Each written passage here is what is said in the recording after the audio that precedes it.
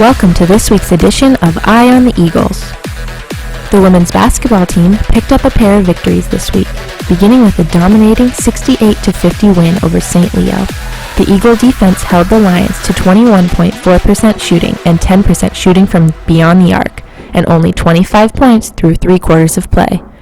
The Blue and Gold also pulled out a close 66-55 win against Lynn. The score was knotted at 51 with 5 minutes left in the game, but the Eagles were able to capitalize on their chances as Lanier Coleman scored 5 and Sabrina Whiting added 9 down the stretch.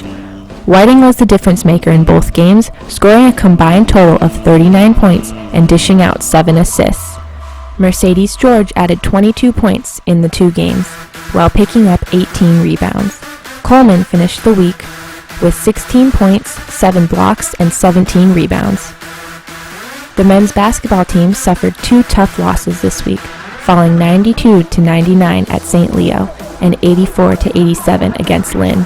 Both games were close throughout, with the Eagles missing a few key shots in the final minutes of each game. OG Milkovich was the top scorer in both contests, averaging 24 points and 6 rebounds. Reed Ritter added 35 points on the week, to go with 6 steals and 5 assists. Following last week's action, OG Milkovich and Mercedes George have been named Student Athletes of the Week. Coming up this week for ERAU Athletics, the men's and women's basketball teams each host a pair of games this week. On Wednesday, the Eagles face Eckerd, with the women tipping off at 5:30 p.m. and the men at 7:30. Then on Saturday, Florida Tech comes to town, with the ladies playing at 5 p.m. and the men to follow at 7.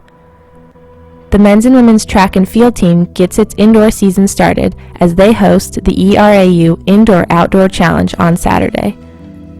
Tune in next week for more game highlights and a look ahead at what's to come.